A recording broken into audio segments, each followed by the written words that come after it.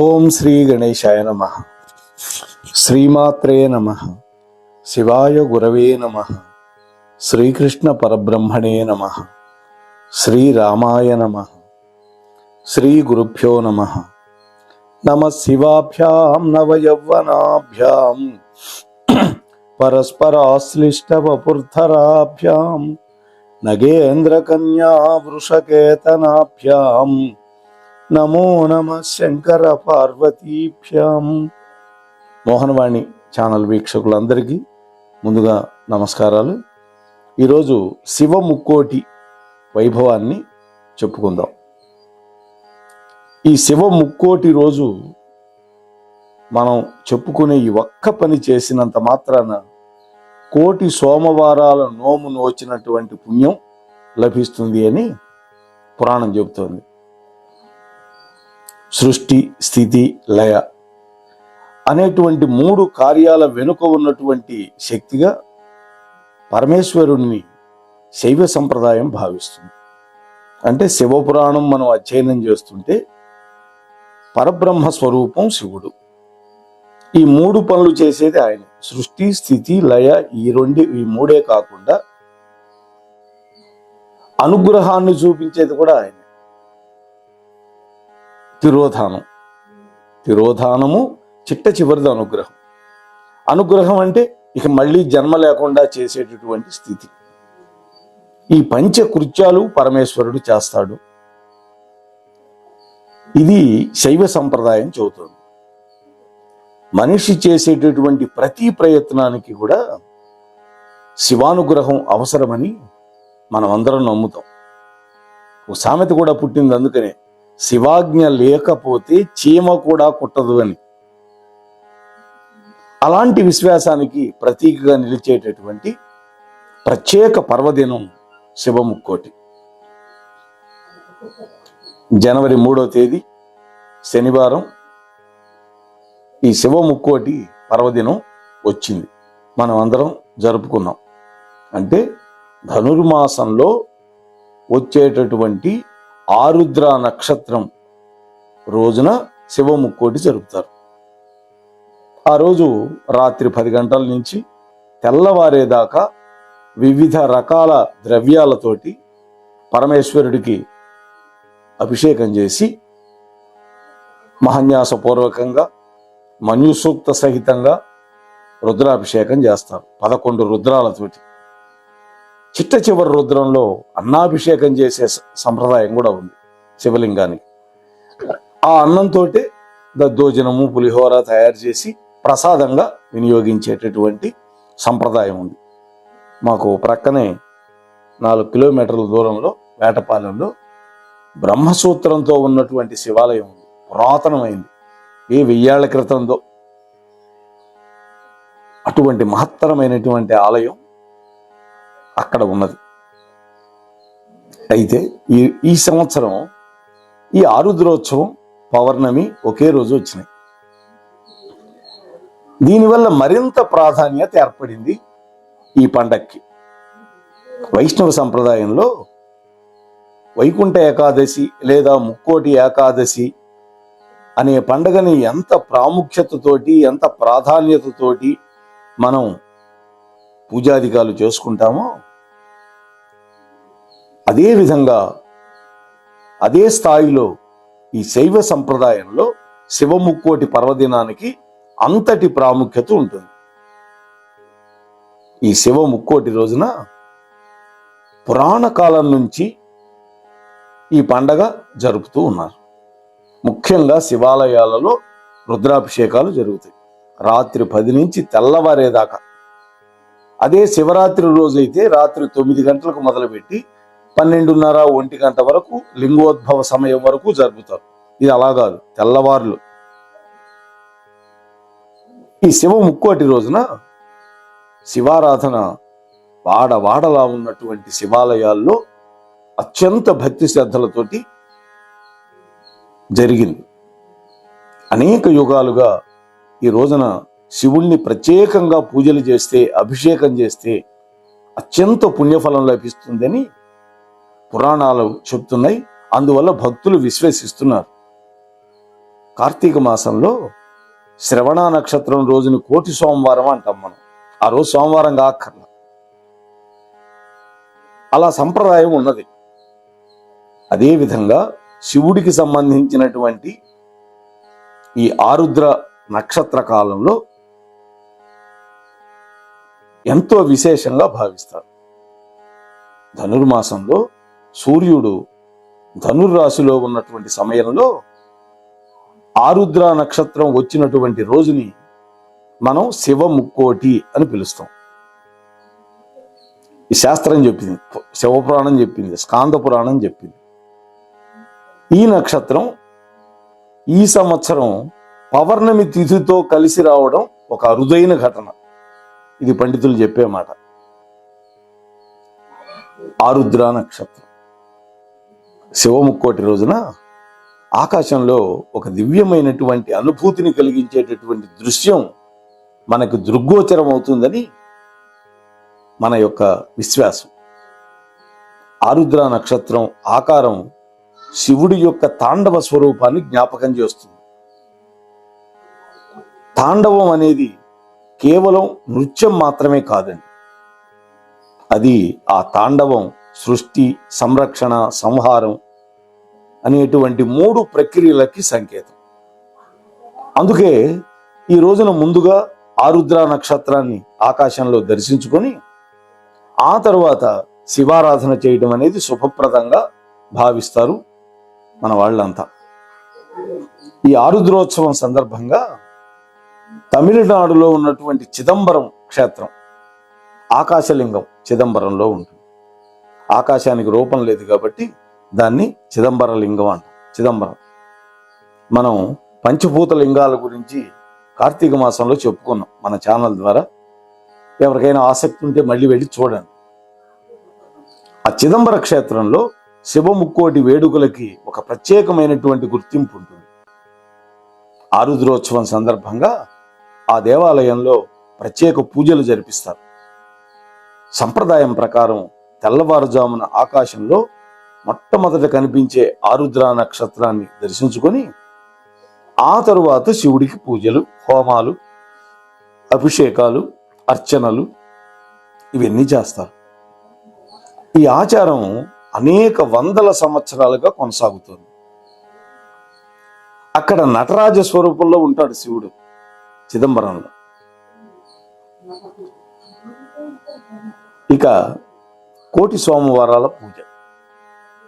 పండితుల యొక్క మాటల ప్రకారం ఈ శివముక్కోటి రోజున తెల్లవారుజామున 3 గంటల నుంచి 5:30 గంటల మధ్య ఆరుద్ర నక్షత్రం స్పష్టంగా ఆకాశంలో దర్శనమిస్తుంది. ఈ సమయంలో ఆ నక్షత్రాన్ని భక్తితో గనక దర్శించుకుంటే కోటి సోమవారాల వ్రతం చేసినటువంటి పుణ్యం లభిస్తుందని విశ్వాసం. సోమవార వ్రతం గురించి కూడా మనం చెప్పుకున్నాం కార్తీక మాసంలో. అందుకే ఈ సమయాన్ని ఎంతో ముఖ్యంగా భావిస్తారు శివభక్తులు. ఈ ఆరుద్ర నక్షత్ర దర్శన సమయంలో మన యొక్క మనస్సును ప్రశాంతంగా ఉంచుకొని మన మనస్సులో ఉండేటటువంటి కోరికలన్నీ సంకల్పంగా చెప్పుకోవాలి అని పెద్దలు చెబుతున్నారు. అలా సంకల్ప సహితంగా గనక మనం ఆరుద్ర నక్షత్రాన్ని దర్శించి ఆ తర్వాత శివుడికి అభిషేకాదులు గనక చేసుకుంటే మనం కోరినటువంటి కోరికలన్నీ తీరిపోతాయి. ఉద్యోగం, విద్య, ఆరోగ్యం. ప్రతి మానవుడికి ఈ 3 కావాలి. విద్య కావాలి, ఆ విద్య ద్వారా ఉద్యోగం సంపాదించాలి. అలాగే ఆరోగ్యం ఉండాలి. ఎందుకని? విద్యాభ్యాసం చేసి దానివల్ల ఒక ఉద్యోగం సంపాదించుకొని ఆ సంపదను అనుభవించాలంటే ఆరోగ్యం కావాలి, లేకపోతే ప్రయోజనం లేదుగా. అంటే ఇక్కడ సంకల్పం అనేటువంటి పదం చెప్పాను. సంకల్పం అనగానే కేవలం కోరిక మాత్రమే కాదు. ఆ సంకల్పం అనేది భక్తి, విశ్వాసం, కృతజ్ఞత, ఈ 3ంటితో కలిసినటువంటి ఒకానొక మనోభావం. మొట్టమొదటిది భక్తి, విశ్వాసం, ఆ తర్వాత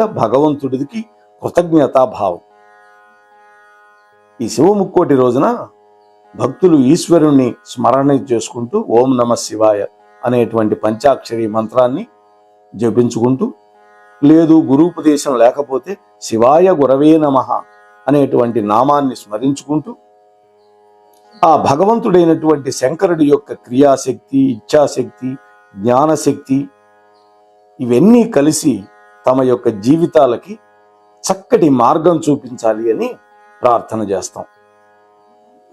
ప్రతి వ్యక్తికి ఉద్యోగం, విద్య, ఆరోగ్యం, ఆ తర్వాత వివాహం అయిన తర్వాత సత్సంతానము, ఒక గృహప్రాప్తి, ఇటువంటివన్నీ వ్యక్తిగతమైనటువంటి ఆశయాలు ప్రతి మానవుడికి.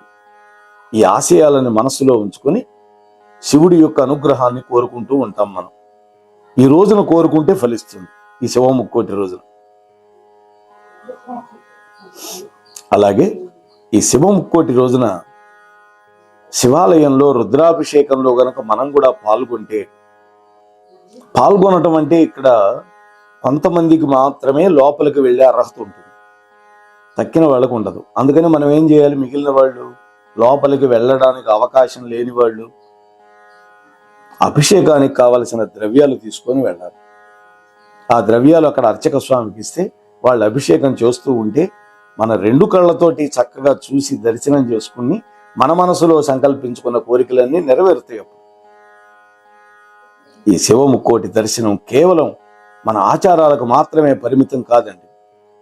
ఇది అంతర్ముఖంగా ఆలోచించే రోజుగా మనం భావించాలి. అంటే ప్రతి వ్యక్తి అంతర్ముఖం, తన లోపల నుంచి వెలుగు బయటికి రావాలి. శివుడు అంటే వైరము లేనటువంటి శాంతి స్వరూపం. అలాగే నియంత్రణ, ధ్యానం, ఇటువంటి గొప్ప భావనలు మనకి జ్ఞాపకం వస్తాయి శివుడు అనగానే. అందుకనే ఈ శివముక్కోటి రోజున కొంత సమయం ధ్యానానికి కూడా కేటాయించాలి. అలాగే గురూపదేశం ఉంటే ఓం నమ శివాయ మంత్ర జపం చేయడం. అలా గురూపదేశం లేకపోతే ఓం లేకుండా నమశివాయ చేయొచ్చు, లేదు శివాయ గురవే నమః కూడా చేసుకోవచ్చు. ఆ విధంగా శివ నామస్మరణ చేయడం వల్ల ఇవేవి తెలియవు అనుకోండి, శివ శివ అంటే చాలుట. పెద్దలు చెబుతారు, శివ శివ అన్నా కూడా మరి రే నా పిల్లవాడు, నా భక్తుడు, వీడికి అనటం చేత కాలేదు, పర్వాలేదు ఇంత మాత్రమైనా అన్నాడు కదా అని సంతోషపడతాడు బోళాశంకరుడు. కాబట్టి ఈ విధంగా శివముక్కోటి రోజున వీలైనంత సమయం ఆ పరమేశ్వరుడి యొక్క ధ్యానం చేయటం, నామస్మరణ చేయటం, తద్వారా మొట్టమొదట మనస్సు స్థిరపడుతుంది. ఇది మనస్సు స్థిరంగా ఉండదు, వెళ్ళిపోతూ ఉంటుంది పరిపరి విధాలుగా. ఆ మనస్సు మనం చెప్పినట్టు ఉంటుంది. ఎప్పుడైతే మనస్సు స్థిరపడుతుందో అప్పుడు మనకి భక్తి కుదురుతుంది శివుడి పట్ల. అలాగే కొంతమంది భక్తులు ఈ రోజున ఉపవాస దీక్ష కూడా పాటిస్తారు. ఉపవాసం అంటే నిరాహార దీక్ష మాత్రం కాదండి. పండ్లు, పాలు, సాత్వికమైనటువంటి ఆహారం తీసుకొని పరమేశ్వరుడు యొక్క పాదాల దగ్గర మన యొక్క భక్తి నిలబడేటట్టుగా కోరుకోవాలి. అది ఈ ఉపవాసం అంటే. ఇక చంద్రుడి కాంతి.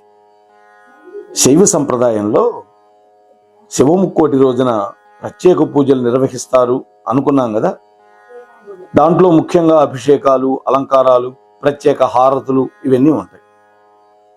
అయితే ఈ 3వ తేదీ పౌర్ణమి కావడం వల్ల చంద్రుడి యొక్క కాంతి కూడా ఆధ్యాత్మిక వాతావరణాన్ని పెంచుతుంది అని భక్తుల యొక్క విశ్వాసం. ఎందుకని, చంద్రమా మనసో జాత అన్నారు కదా. చంద్రుడు మనఃకారకుడు. మన మనస్సు చెలించకుండా భగవంతుడి దగ్గరే కేంద్రీకృతం కావాలి అంటే చంద్రబలం కావాలి, చంద్రుడి యొక్క అనుగ్రహం కావాలి.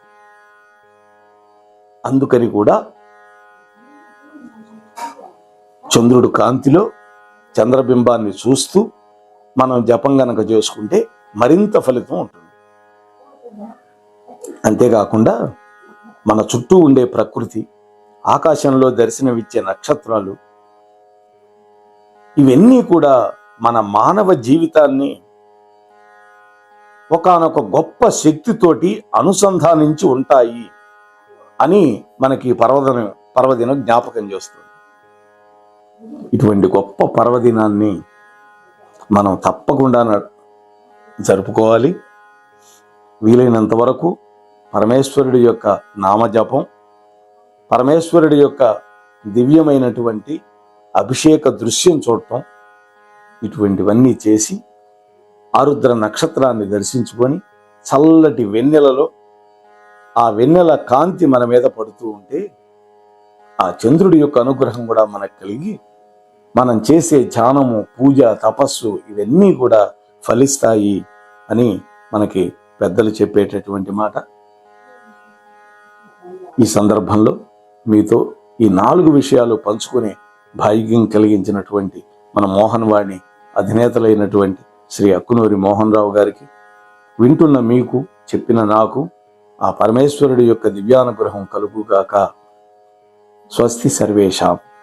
మన మోహన్ వాణి కార్యక్రమాలు మీకు నచ్చినట్లయితే వెంటనే ఒక లైక్ చేయండి, అలాగే కామెంట్ చేయండి, ఎక్కువ మందికి షేర్ చేయండి. సబ్స్క్రైబ్ చేసుకోకపోతే వెంటనే మన ఛానల్కి ఇప్పుడే సబ్స్క్రైబ్ చేసుకోండి. ధన్యవాదాలు.